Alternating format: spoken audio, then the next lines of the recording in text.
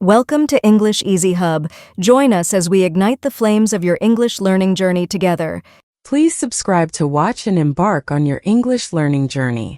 Don't miss out on the exciting content. In this conversation, Andy seeks guidance from his professor on improving spoken English skills.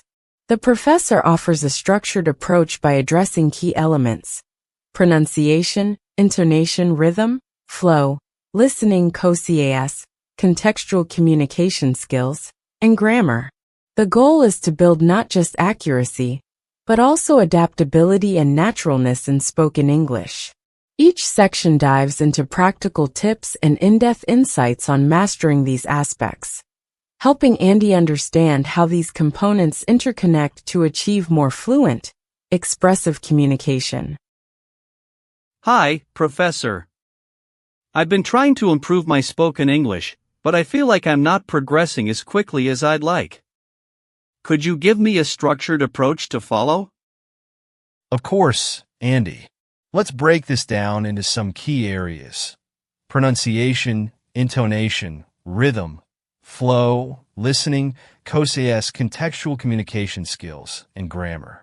Mastering these elements will definitely elevate your speaking skills. Great! Let's start with pronunciation. I've been working on individual sounds, but I still struggle with certain words. Pronunciation is foundational. However, it's more than just mastering individual sounds. You need to understand phonetic patterns. English is full of subtle changes, like how vowels can shift depending on stress.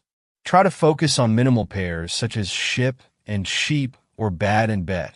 This kind of practice will train your ear to pick up on tiny differences, which are crucial for clear speech. That makes sense. I sometimes can't tell the difference between sounds like those. So, working on minimal pairs could fine-tune my pronunciation?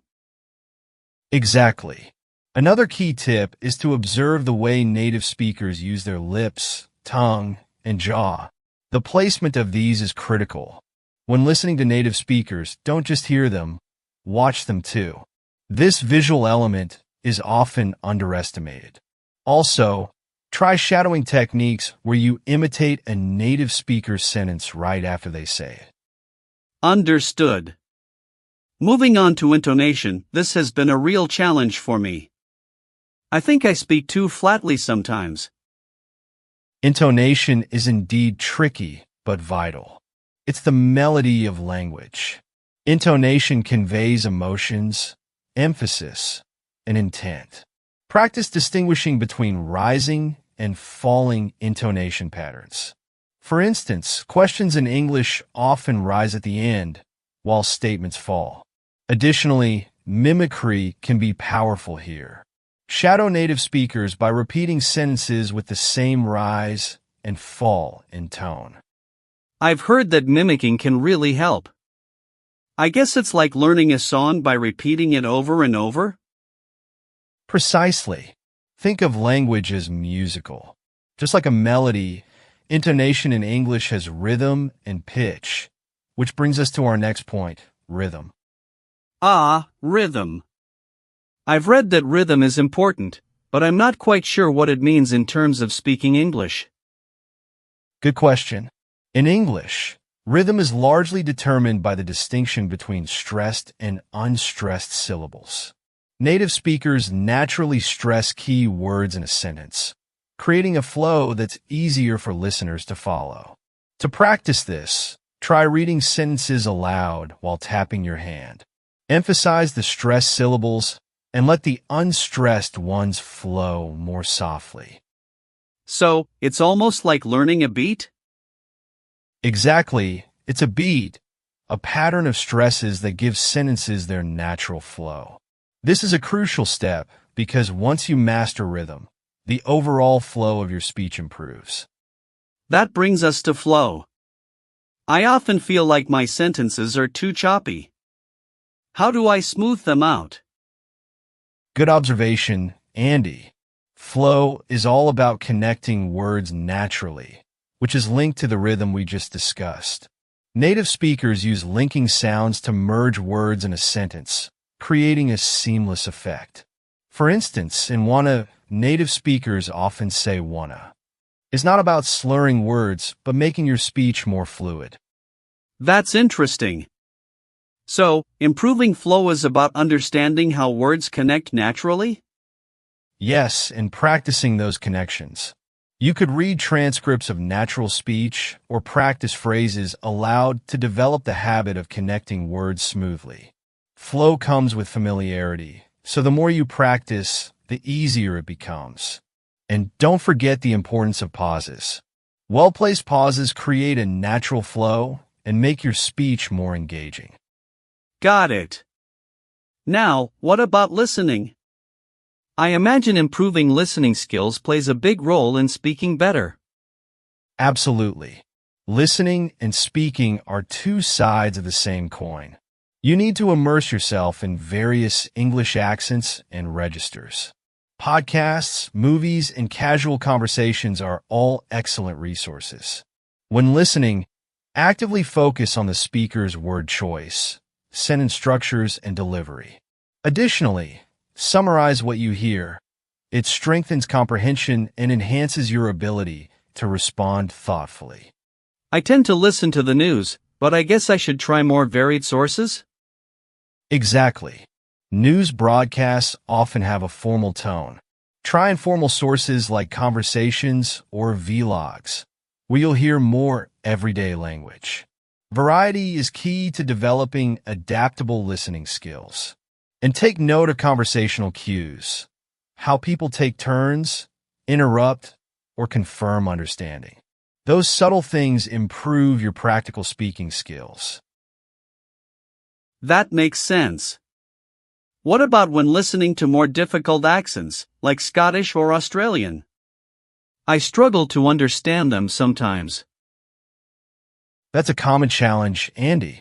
When encountering difficult accents, try breaking down the listening experience into smaller segments. Focus on key words instead of understanding every word. Over time, your brain will start to fill in the gaps. Also, repeat phrases that sound challenging. This way, your ears become more attuned to the differences.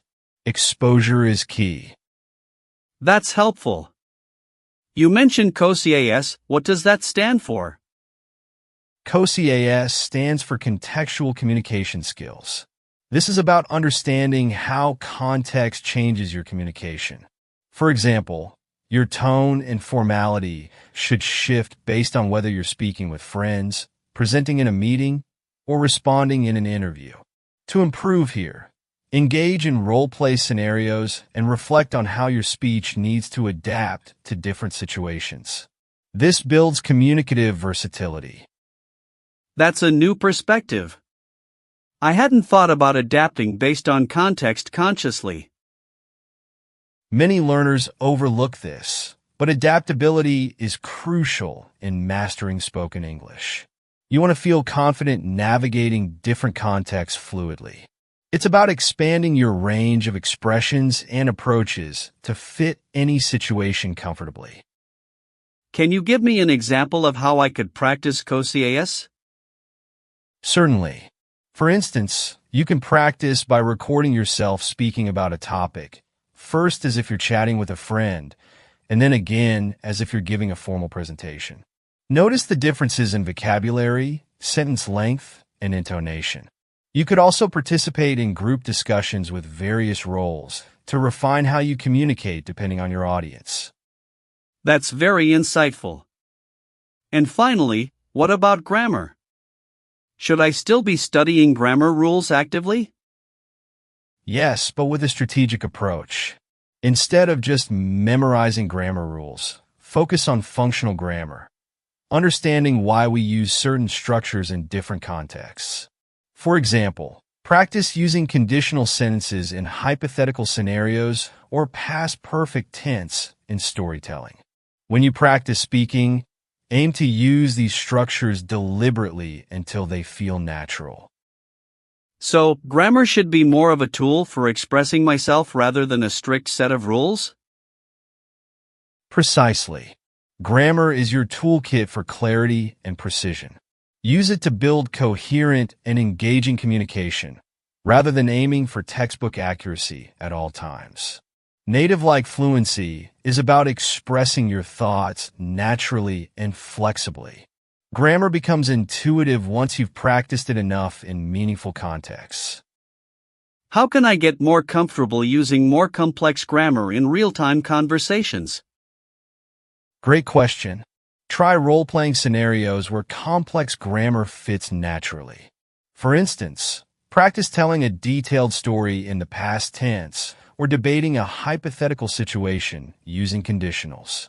You could also have reflective conversations where you discuss what you would have done differently in certain situations. This helps reinforce complex structures in a way that feels practical and relevant.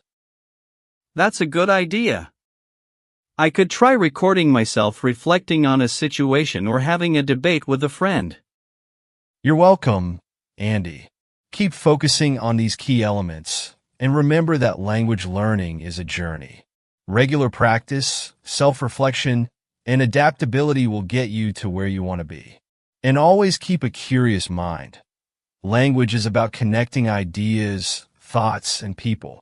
Enjoy the process. I will, Professor. I'm motivated to try these strategies. Thanks again for your guidance. It's a pleasure, Andy. Remember, each conversation is a new opportunity to refine your skills.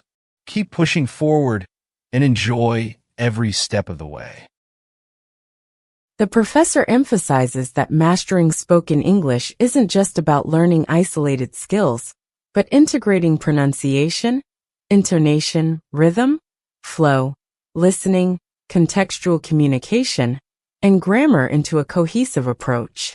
By focusing on minimal pairs to fine-tune pronunciation, treating intonation and rhythm as a language's musicality, and understanding the importance of context, Andy is encouraged to cultivate a deeper connection with the language. Practicing these elements in meaningful, context-rich scenarios helps solidify them into intuitive, natural speech. The professor leaves Andy with a powerful message. Language learning is a journey that requires curiosity, consistency, and adaptability to refine speaking skills and connect meaningfully with others. Thanks for watching. Remember to subscribe, like, comment, and share to keep the English learning journey alive.